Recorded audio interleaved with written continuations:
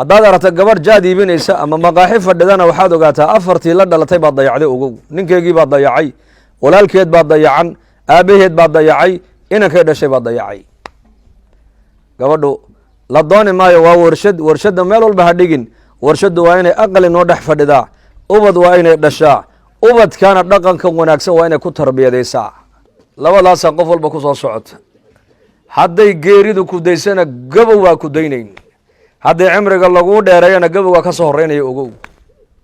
inaad dhimataana waa naxariista ilaahay. dadku haddaynan dhimanayn cadaab bay noqon lahayd nolosha adduunyadu cadaab. waayo aabbaha oo ku dul fadhiya iyo aabbihii oo aqalka kuu jeefa, hooyada oo aqalka kuu jeefta, ayadoo hooyadeedu aqalka kuu taala, nolosha say noqon lahayd? waa la isnici lahaaba. marka in la kala dhinto oo dadku ina ay dhalato ina adduunka ay ka baxdo waa naxariista ilaahay bay ka mid tahay. marka ilaahay kama maarmayno, waan u baahannahay mar walba. kama maarmayno, kama dhuuman karno. meeluusan ku arkayna ma dhici karta inaad tagtid. wa huwa macakum aynamaa kuntum wallahu bima tacmaluuna basiir baa la yidhi. meeshaad doontaba joogoo ilaahay waa macaaga. waxaad camal aad samaynaysana ilaahay waa ka ku arkaya ku maqlaya. laakiin waxaa nasiib darro ah maanta baa la yidhi qof bini aadana ilmo yar xataa qofka hadduu ag joogo isagoo tuuga oo xad isleh ilaahay ka xishooni maayo. ilmaha yar buu leeyahay ceebtaadu ummadda u sheegi buu leeyahay. hadduu damco inuu zine ku dhaco, laakiin ilmo yar hadduu arkaayo baa la yidhi ilmaha yar buu ka xishoon uu ka joogsan baa la yidhi. ilaahay arkaayey ee maqlaayey ee abuurtayna ka xishoon maayo, kana cabsoon maayo. fanatuub ila allah, ilaahay hanu toobad keenno oo diinteenna macaan baa ilaahayna siiye. islaamkee diinteenna han baranno oo diinteenna maaragtaan han isku xushmayno. oo diintu xuquuq bay noo kala yeesha xuquuq. wa min kulli shayin khalaqnaa zawjayni lacalakum tadakaruun baa ilaahay yidhi. nolosha adduunyadu waa labadaa nuc weeyaan, rag iyo haween. rag keliya adduunka hadday noqon lahaana noloshu qiimo ma yeelateen. haween keliya hadday noqon lahayna nolosha adduunyadu qiimo ma yeelateen. dadku hadday wada masaakiin ay noqon lahayeenna macno ma samayseen. waxay noloshu macno ku samaynaysaa ma taqaanaa? marka la yidhi intaana waa gaalo, intaana waa muslimiin. marka la yidhi intaasi waa haween, intaana waa rag. marka la yidhi intaasi maaragtaane waa maalqabeenno, intaana waa masaakiin. marka la yidhi intaasi way cadda, intaasina way madowdahay. marka la yidhi intaasi way dhalatay, intaasi way dhimatay. tan marka xarakaadkan ilaahay nolosha uu sameeyey ayaa nolosha adduunyada qiimo u yeelaysa. marka kulligeen ilaahay han u soo noqonno oo haweenkuna dee waa haweene makaanada diinta islaamka ay ku leeyihiin iyakuna ha gartaan. diinta islaamka kor bay nii qaaday oo nabigeenu calayh salaatu wasalaam waa kii lahaa ninka 4 gabdhood ay u dhalato 4 gabdhood ee 4taa gabdhood koriya ee korsiintooda u wanaajiya ee u guuriya buu nebigu leeyahay naartay gaashaan uga noqonayaan, naartay gaashaan uga noqonayaan. markaa nin saxaabi ayaa yidhi ninka 3 hablood ilaahay siiyeyna 3duna waa lamid buu nebigu yidhi. ninka 2 ilaahay uu siiyeyna 2duna waa lamid buu nebigu yidhi. ninka mid keliya ilaahay siiyeyna miduna waa lamid buu rasuulku yidhi. nebigu ragga ma sheegin, haweenkuu sheegay. shareecadda diinta islaamka waxay adduunka timiday ayada oo maaragtaane ayaamaljaahiligi qurayshtu ninku islaanta aabbihii uu ka dhintay uu guursan karo. islaamnimada way timid oo waxaasoo dhan way masaxday. waxay diinta islaamku ay timiday quraysh oo ayaam jaahiligii ninku 2 hablood oo walaalaa uu wada guursan karo. haddana diinta islaamku taana way masaxday. waxay shareecadda islaamku ay timiday ragga oo gabadha u dhalata intay ka xumaadaan dhalmadeeda markay in yar kortana ay qaadaan ay ciidda geliyaan ay aasaan. diinta islaamku waxaasoo dhan bay baabi'isay. bal abuurka bini aadanka marka ilaahay uu ka waramayey ragga iyo haweenka ilaahay horta sheegay. lilaahi mulku الsamaawaati wاlardi wamaa baynahumaa yakhluqu maa yashaa yahabu liman yashaau inaahan baa ilaahay yidhi. abuurka markii laga hadlayey waxaa ilaahay uu sheegay kii ilaahay uu doono inuu ilaahay gabdho uu hiboonayo, kii ilaahay uu doonana ilaahay inuu hiboonayo wiilal. wiilashay gabdhaha waxaa la hormariyey, gabdhaha la hormariyey. halkaa maxaan ka fahmaynaa markaas?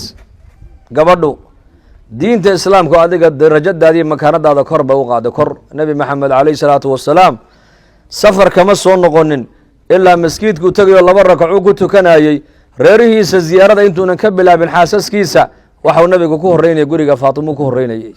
maalintuu nebigeenu dhimanayeyna dhabtii cali iyo dhabtii ibnu cabaas kuma dhimane dhabta caaisha nebigu caaisha dhabteedu ku dhintay cadaygana iyadaa afkeega intay ugu jilcisay nebiga afka u gelisay baa la yidhi halkaasi waa maxay waxaa layna tusinayaa diinta islaamku gabdhaha makaanada ay gaadhsiisay waqarna fii buyuutikunna baa ilaahay yidhi gabadha muslimadda maxaa laga rabaa muuminadda inay noqoto gabadh guri jooga oo macnaha guriga u joogaysa waa maxay waa warshad warshaduna meel keliya in lagu rakibay qiimo ku leedahay haddii warshadda lagu rakibo magaaladan oo la furfuro oo xamar la geeyo oo la furfuro oo jabuuti la geeyo way kala daadan warshaddaasi warshaddu waxay macno ku leedahay hal meel keliya ayaa lagu rakibayaa deedna intaaj waxay soo saarta ayaa laga guranayaa gabadha muuminaddu waa warshad bal waxaa warshado maanta adduunka yaalla warshadda ugu qiimo badan waa gabadha weeyaan waayo gabadhu riximkeedabaa ilaahay bini aadanka ku abuura 8 ubada ayaa gabadhu adduunka ku soo biirin ama 10 ubada ayaa gabadhu adduunka ku soo biirin intaas waxa laga helay waa haweenka weeyaan markaas warshadaas si aynan u burburin baa ilaahay